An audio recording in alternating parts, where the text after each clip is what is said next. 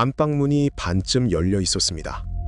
장롱이 빠져나간 자리에는 벽지색만 네모나게 진하게 남아 있었습니다.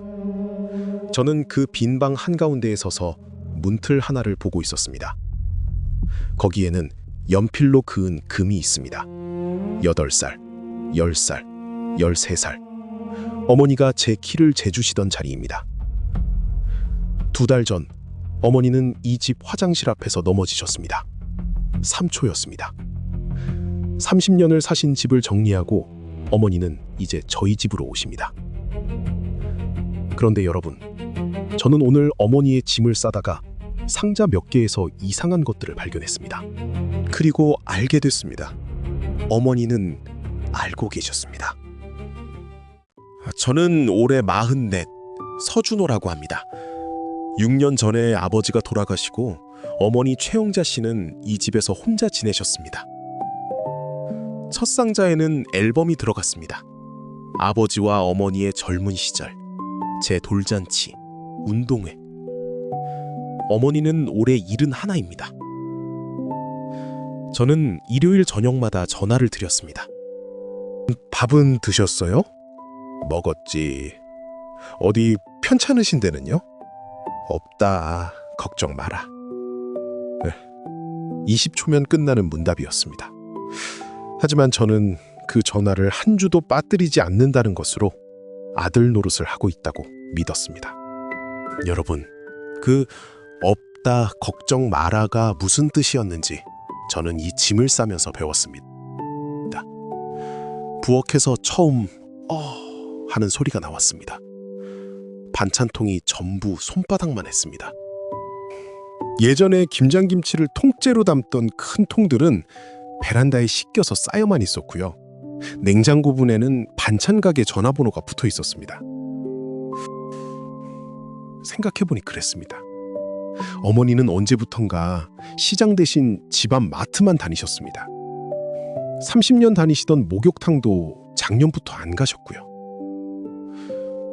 그때 저는 연세 드셔서 조심하시는구나 하고 넘겼습니다. 아니었습니다. 무거운 것을 들 수 없는 사람이, 오래 서 있기 힘든 사람이 아무에게도 말하지 않고 자기 하루를 몸에 맞춰 조금씩 줄여온 흔적이었습니다. 안방 서랍에서는 파스가 나왔습니다. 한두 장이 아니었습니다. 쓰다 만 것, 뜯지도 않은 것이 상자째로 서랍 하나를 가득 채우고 있었습니다. 지난 설이 생각났습니다. 현관에서 어머니를 안았는데 어깨가 이상하게 낮았습니다. 어머니 좀 작아지신 것 같다고 했더니 웃으셨죠. 늙으면 키도 준다더라. 너희 아버지도 그랬다. 사실 그 서랍, 그때도 한번 열어본 적이 있습니다. 파스가 왜 이렇게 많으냐고 여쭈었더니 어머니 대답은 이랬습니다. 허리가 좀 뻐근할 때 붙이면 시원하잖니.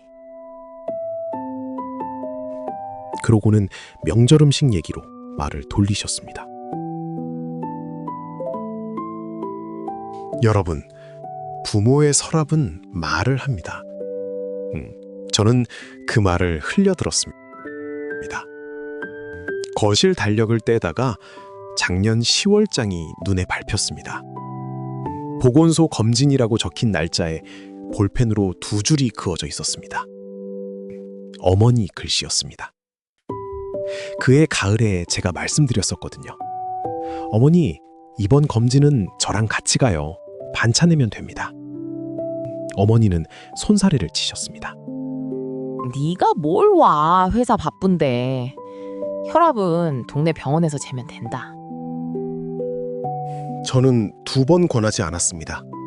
어머니가 저 대신 그 날짜에 2줄을 그으셨고 저는 그런 일이 있었는지도 몰랐습니다.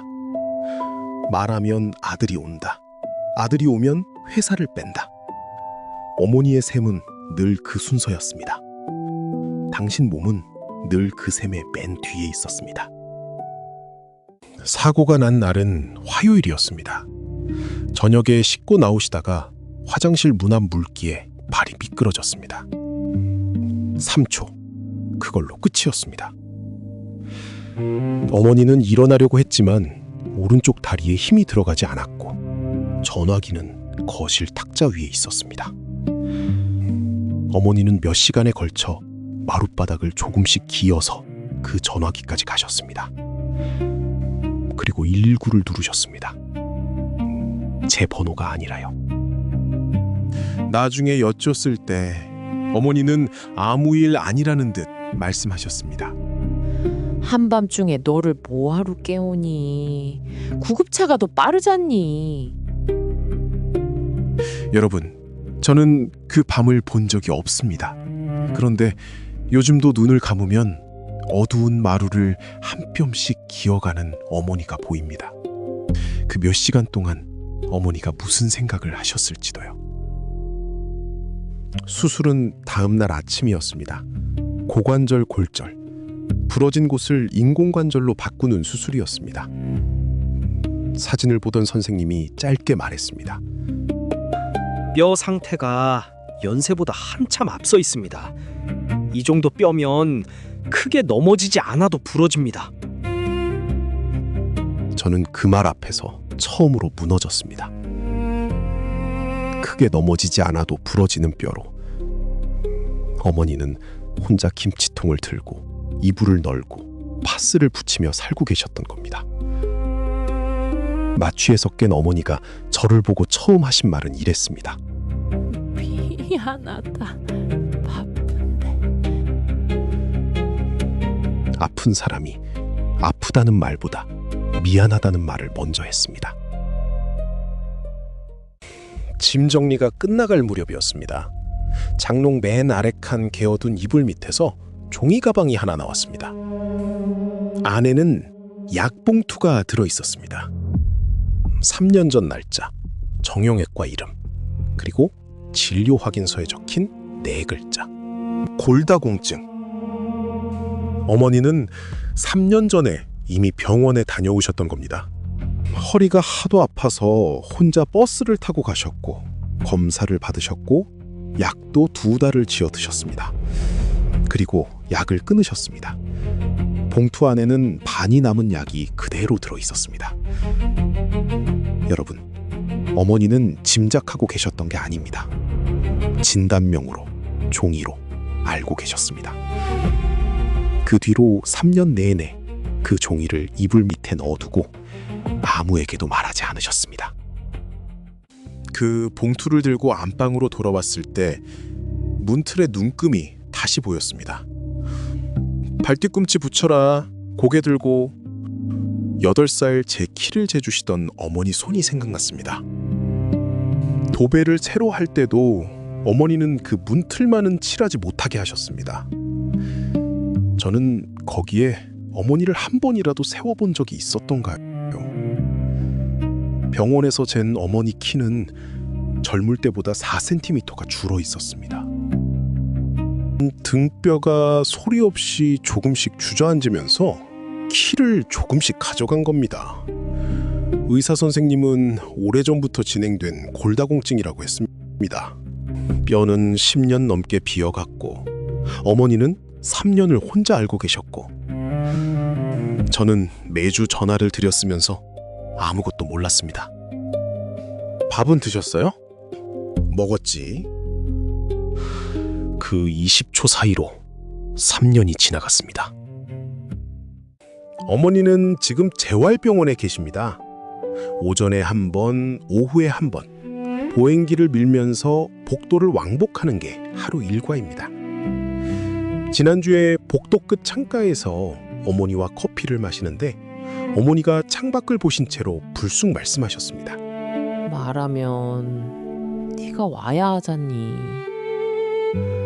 네가 회사 빼고 내려오는 게 나는 그게 제일 싫더라. 저는 아무 말도 못했습니다. 어머니가 3년 동안 지키려고 한 것은 당신 뼈가 아니라 제 반차 몇 장이었습니다. 오늘 저는 어머니가 30년을 사신 집의 현관문을 잠갔습니다. 어머니는 퇴원하시면 저희 집으로 오십니다. 어머니의 혼자 사는 삶은 그 3초로 끝났습니다. 사연은 여기까지입니다. 저는 저희 어머니 같은 분이 한 분이라도 줄기를 바라는 마음으로 병원에서 배운 것들을 남겨드리려 합니다. 골다공증은 부러지기 전까지 아무 증상이 없습니다. 그리고 부모님은 아파도 먼저 말하지 않습니다. 그러니 자식이 봐야 하는 신호 딱 3가지만 기억하세요. 첫째, 키입니다. 젊을 때보다 4cm 넘게 줄었다면 등뼈가 이미 주저앉았을 수 있습니다. 부모님을 벽이나 문틀에 한번 세워보세요. 둘째는 등입니다. 등이 앞으로 굽기 시작하고 허리 통증이 몇 주째 가시지 않는다면 그건 그냥 연세 탓이 아닐 수 있습니다. 셋째, 서랍입니다. 부모님 댁 서랍에 파스와 진통제가 부쩍 늘었다면 그건 부모님이 말 대신 물건으로 쓰신 신고장입니다. 키, 등, 서랍 이 3가지입니다. 그리고 하나 남았습니다. 어르신 낙상은 10번에 4번이 집안에서 일어납니다. 거실, 화장실, 계단 순서입니다. 화장실 물기, 미끄러운 슬리퍼, 발에 걸리는 문턱과 전선부터 치워주세요. 한 번 넘어진 분은 다시 넘어질 위험이 2배로 뜁니다. 그리고 어르신이 넘어진 뒤에 혼자 일어나지 못하거나 사타구니 쪽이 아파서 다리를 딛지 못한다면 괜찮다는 말을 믿고 기다리지 마시고 바로 119를 부르십시오. 고관절 골절은 수술이 늦어질수록 위험해집니다. 그리고 제일 중요한 한 가지, 골다공증의 골든타임은 넘어진 다음이 아니라 넘어지기 전입니다. 뼈는 증상으로는 알 수 없고 검사로만 알 수 있습니다. 골밀도 검사입니다. 기계에 몇 분 누워 있으면 끝나고 아프지 않습니다. 54, 60, 66 이 나이의 여성분들은 나라에서 하는 건강검진에 골밀도 검사가 무료로 들어 있습니다. 그 나이가 지나셨더라도 가까운 병원에서 어렵지 않게 받을 수 있고요. 고관절이 부러진 어르신 10분 가운데 한두 분은 1년을 넘기지 못합니다. 부러진 다음의 치료보다 부러지기 전의 검사 하나가 훨씬 쉽고 훨씬 쌉니다. 이 병은 부러지기 전에 잡아야 하는 병입니다. 저희 집 아이방 문틀에는 아이의 키 눈금이 쌓이고 있습니다. 어머니가 퇴원해서 오시는 날, 저는 그 옆에 한 줄을 더 그으려고 합니다. 어머니의 키입니다. 해마다 같은 날, 거기서 잴 겁니다. 줄어드는 것을 지켜보려는 게 아닙니다. 더는 모르는 채로 지나가지 않으려고요. 여러분, 오늘 부모님께 전화하시거든 밥 드셨냐는 말 다음에 한 가지만 더 여쭤봐 주세요. 요즘 허리는 어떠시냐고요. 그리고 다음에 뵙거든 한번 꼭 안아봐 주세요. 어깨의 높이가 말해주는 것이 있습니다. 저는 서준호였습니다. 여러분의 가정에 건강과 평안이 가득하시길 빕니다. 다음 사연에서 또 뵙겠습니다. 이 이야기는 실제 사례들을 바탕으로 각색되었습니다. 영상은 의학적 진단을 대신할 수 없으니 비슷한 증상이 있다면 반드시 병원을 찾으시기 바랍니다.